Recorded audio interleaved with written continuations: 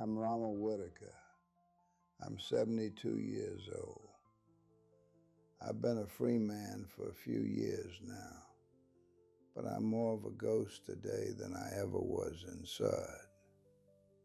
Let me tell you, I saw a kid yesterday.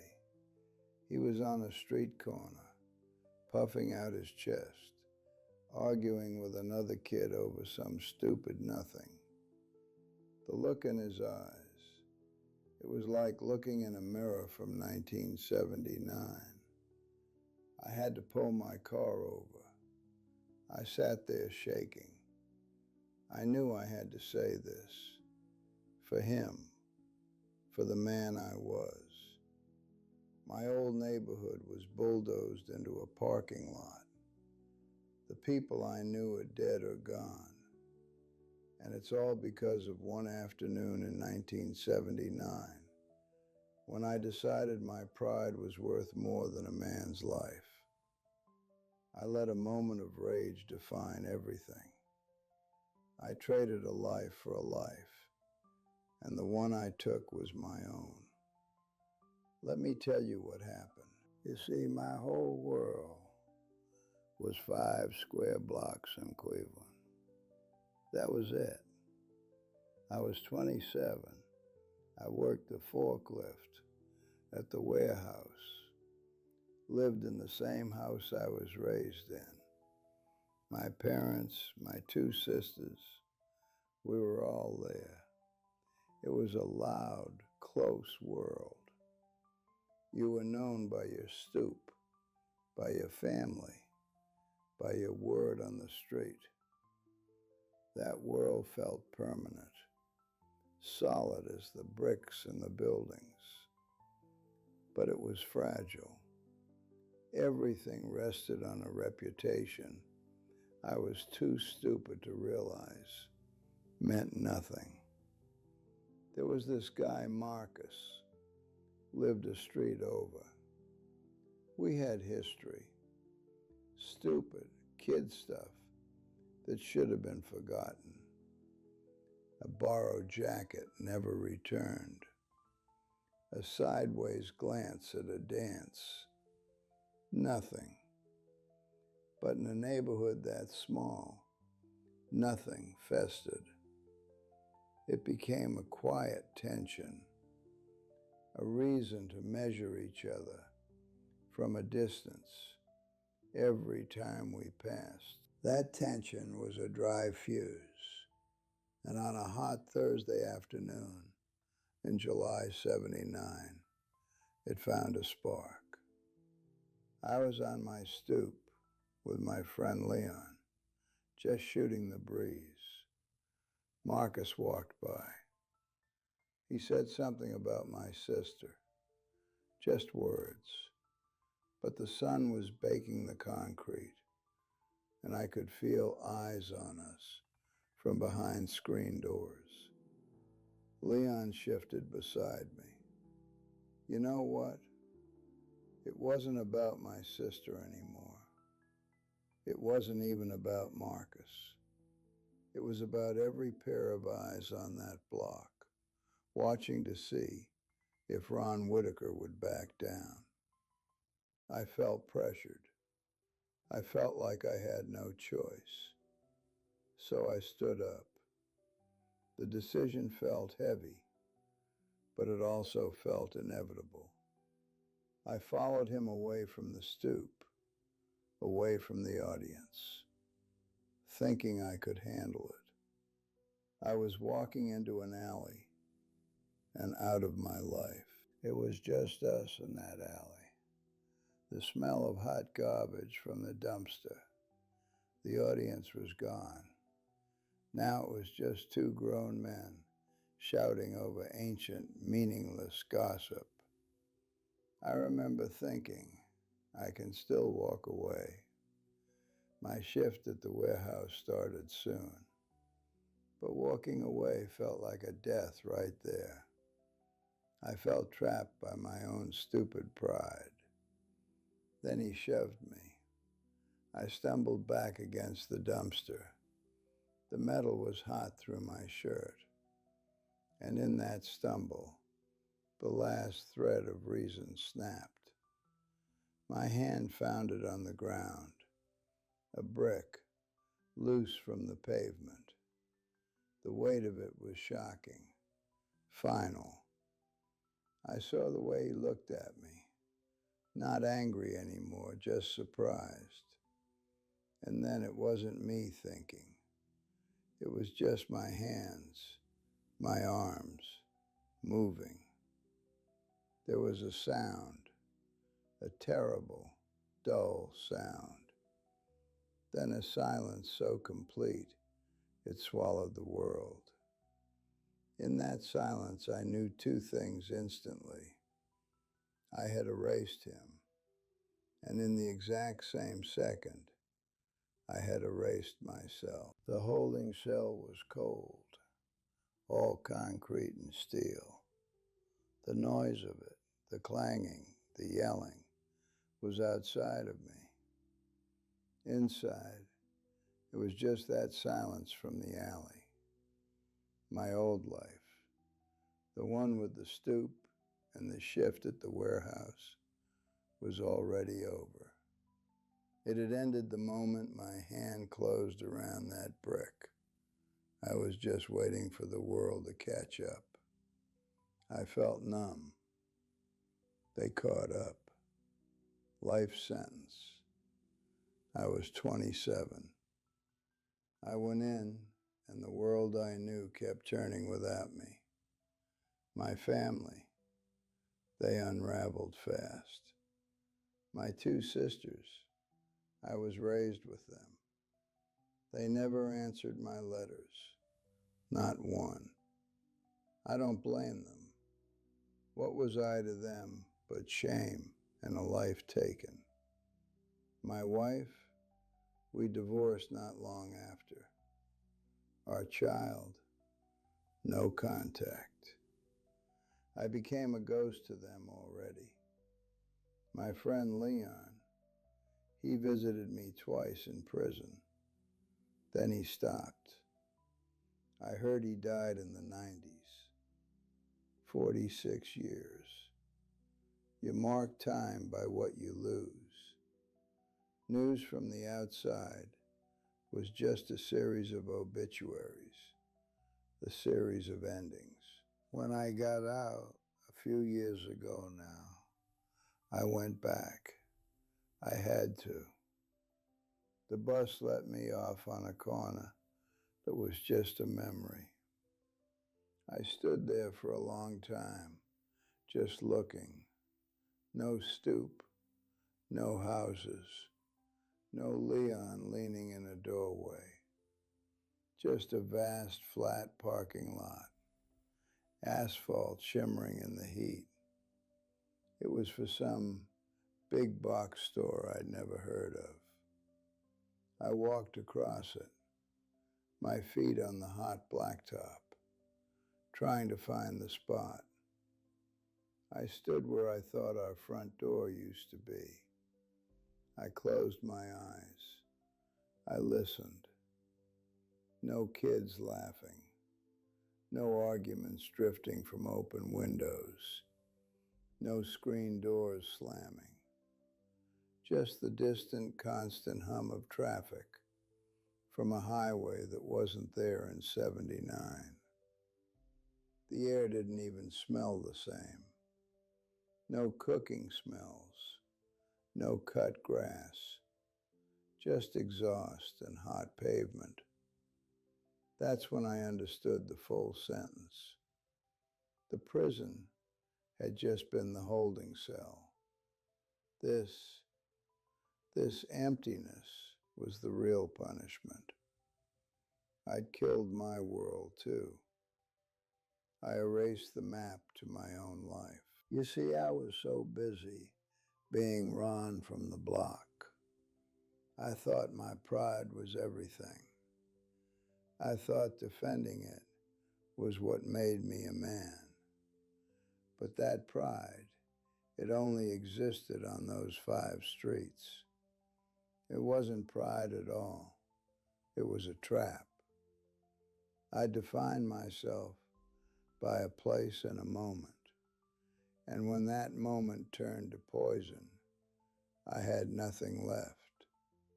No identity, no future, just a ghost in a world that had poured concrete right over my grave. I live in a small apartment now, central Cleveland, but it's not my Cleveland. It's a different city. I get a pension, not much. I worked the forklift in the prison laundry for decades, so I get a little something. It covers the rent. I spend my days at the library or just walking.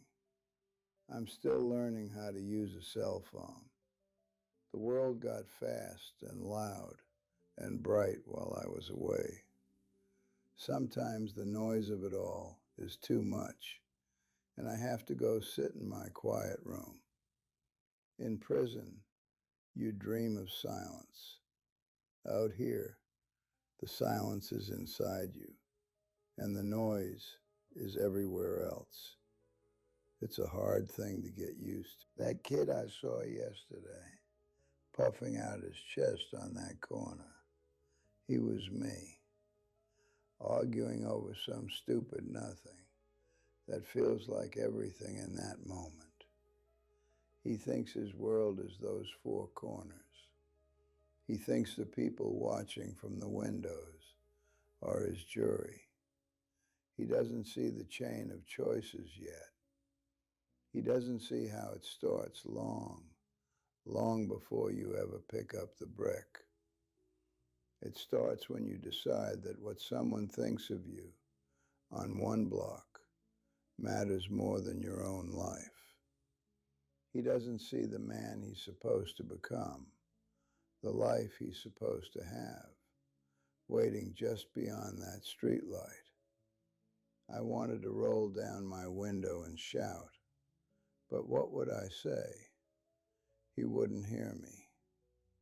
I was 72 years old in a beat-up sedan. I was a ghost. He was 27 and alive, and his blood was up. You can't tell someone that in a moment like that. You have time. You have time until you don't. The choice isn't in the alley. It's on the stoop. When you decide what's worth defending, it's in the second before you stand up. It's in letting the words, the stupid, meaningless words, just blow past you like trash in the wind. My friend Leon on the stoop that day, I wish he'd grabbed my arm. I wish he'd said, "Ron, sit down, man. It's not worth it." But he didn't. Maybe he felt the same pressure. Maybe he was watching too. And I wish I'd been a man who could have sat back down. I wish I'd been a man who could have laughed it off and gone to my shift at the warehouse. I'd have come home tired. Maybe I'd have had a beer on that same stoop. My sisters might have come by. My kid might have grown up knowing my face. But that's not what happened. So this is my confession, not just to what I did to Marcus, whose name is the last thing I say in the dark every night, but to what I did to myself, to my family. I killed their brother too. I killed my child's father. I turned myself into a story they couldn't bear to hear. I turned myself into a story they couldn't bear to hear. And for a long time after I got out, I thought that was the worst of it. The loneliness, the silence in my apartment. But it's not. The worst part is the kindness, the little moments of normalcy that just break you. Let me tell you about the grocery store. About 3 months after my release, I was in the checkout line. The cashier was a young woman, maybe my daughter's age, if I'd known her. She was scanning my things, some bread, a can of soup, nothing much, and she was talking to me, just being friendly. How's your day going? Found everything okay? Normal stuff. And I froze. I couldn't speak. I just stared at her. My heart was pounding like I was back in that alley. Because for 46 years, no one spoke to me like that. Not as a person. I was an inmate, a number, a problem to be managed. And here was this young woman, treating me like a regular old man. It was a kindness, and it felt like a knife. I managed to mumble something, paid, and get out of there. I sat in my car in that parking lot for 20 minutes, just trying to breathe. That's when I knew the real damage. Prison didn't just take my time. It took my ability to be in the world. It made a simple human interaction feel like a threat. I'd forgotten how to be a person. I was a ghost, and the living were too bright, too loud, too kind. It hurt. And then there are the dreams. I still have them. Not of the alley, not anymore. I dream of the warehouse. I'm on the forklift, moving pallets. I can smell the oil and the dust. I can feel the vibration of the engine through the seat. My shift is about to end. I'm thinking about stopping for a beer with Leon. I'm thinking about what's for dinner at my mother's house. The dream is so real, so solid. And then I wake up. I'm 72. I'm in a room that isn't mine, in a city I don't know. And Leon is dead. And the warehouse is probably gone. And my mother has been gone for decades. For a few seconds, every morning, I'm 27 again. I have my whole life ahead of me. And then I remember. That life was served and finished. That man is gone.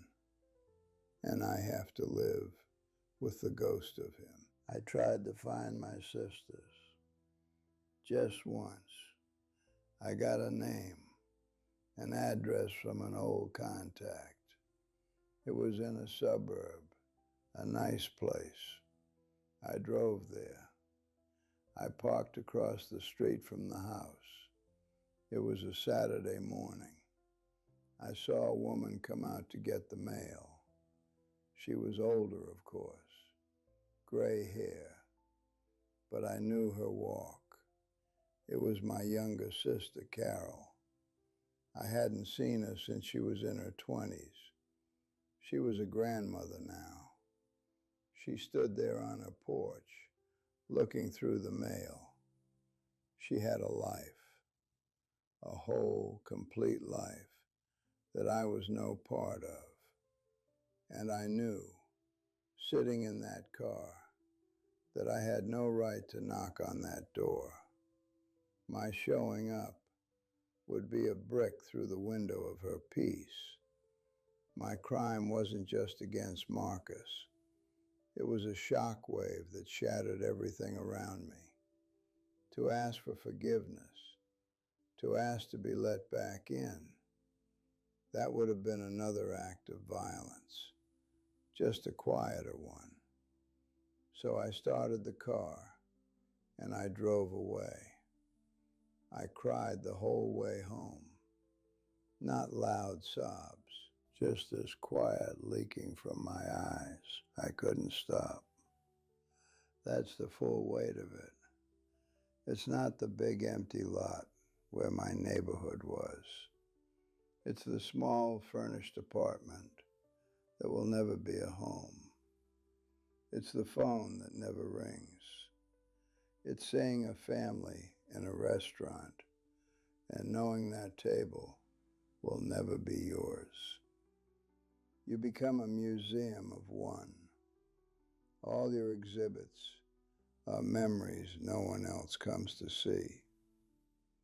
I think about Marcus every day. I don't know if he had sisters. I don't know if he had dreams of getting out of that neighborhood, or if he was happy right there. I took all of that. I reduced a whole man with a whole history to a single moment of my own stupidity. I made him a prop in the story of my pride. And in doing that, I did the same thing to myself. I reduced Ron Whitaker, the son, the brother, the friend, the forklift operator with a shift starting soon, to nothing more than the man who killed Marcus. I sentenced us both to disappear. So when I saw that kid on the corner yesterday, that's what I saw. I didn't just see the argument he was having. I saw the ghost he might become. I saw the apartment he might sit in alone at 72. I saw the sister he might watch from a car, too ashamed to say hello. I saw the decades of mornings, waking up from a dream of a life that was stolen by his own hand. He was choosing his ghost right there on that street corner, and he didn't even know it. He was choosing his ghost right there on that street corner, and he didn't even know it. And I couldn't stop him. All I could do was drive away and come here and say this. Here's what I understand now. What took me 46 years in a cell and a few more in this empty freedom to learn. Your identity isn't your pride. It isn't your reputation on one block. That's not an identity. That's a costume you wear for an audience that will forget you. Your real identity is the people who know you, the ones who remember your birthday without being told, who know how you take your coffee, who have a key to your house. It's the places that hold your memories, not just the building, but the feel of the floorboards, the smell of the kitchen, the particular way the light came through your window in the afternoon. I define myself by a corner and a moment of anger. I let Ron from the block be the whole story. And when that story turned to poison, I had nothing left. No Ron the brother, no Ron the friend, no Ron the forklift operator who was good at his job, just the man who killed Marcus. I erased every other version of myself. I was a warehouse forklift operator. I had a high school diploma. I was raised by both my parents in a house full of noise and love. I had 2 sisters. I was a husband for a little while, a father. Those were the things that mattered. Those were the things that made a life. But in that alley, I traded all of it for the right to not feel small in front of my stoop. I traded a lifetime of Christmases and birthdays and quiet Tuesday nights for the satisfaction of a single terrible swing. And the trade was final. no refunds, no exchanges. So here is my direct advice to you, especially if you're young and your world feels small and every look feels like a challenge. Don't let your world be 5 blocks. Don't let your pride be something that only exists between 2 streetlights. Walk away from the argument. Let the words go. They're just air. The moment you feel that heat in your chest, that pressure to perform for people who won't be there tomorrow, that's the moment. That's the choice. It's not in the alley when your hand finds the brick. The choice was made 5 minutes before, when you decided what was worth losing everything over. Choose a bigger life. Choose the people in it. Your family, your real friends.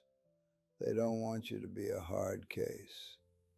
They want you to come home. You have time.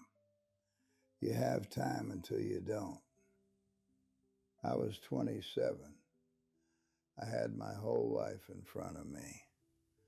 A shift at the warehouse, a beer with Leon, a sister coming over for dinner. It was all right there. And I threw it away for nothing, for less than nothing, for the illusion of respect from people whose names I can't even remember now. The chain of choices that leads to a brick in your hand, or a knife, or a gun, starts long before. It starts when you decide that your address is your soul. It's not. Your soul is what you build with the people you love. Protect that. Everything else is concrete, waiting to be poured. I don't have hope for myself, not in that way. My hope is realistic. It's that I can say this, and maybe it finds its way to one person who needs to hear it. My hope is that kid on the corner. Maybe he sees this. Maybe something in my old, ghostly face makes him pause, makes him take a breath, makes him go home instead. That's the only redemption I can have. It's not for me. It's for him. This act of speaking, it's the first real thing I've done since I got out. It's not for sympathy. I don't deserve that. It's a warning, a flare shot up into the dark for anyone who might be on the same bad path I was. If this story, this confession, meant something to you, if it made you think of someone or of a choice you're about to make, then do something for me. Do it for that kid. Hit that like button. It lets me know this wasn't just noise. Share it. Maybe you know someone who needs to hear it. A son, a nephew, a friend who's always talking about respect. Leave a comment down below. Tell me what you think. Is there a corner in your life you need to walk away from? And subscribe to this channel. They let people like me tell our stories here. People who've lived too much and learned too late. There are other voices here, other warnings and lessons. Turn on the notifications. Maybe next time it'll be a story that stops you from making a mistake you can't take back. If you have a story of your own, something you learned the hard way, something that might keep someone else from the pain you've known, There's a form in the description. Tell them. Maybe your words will be next.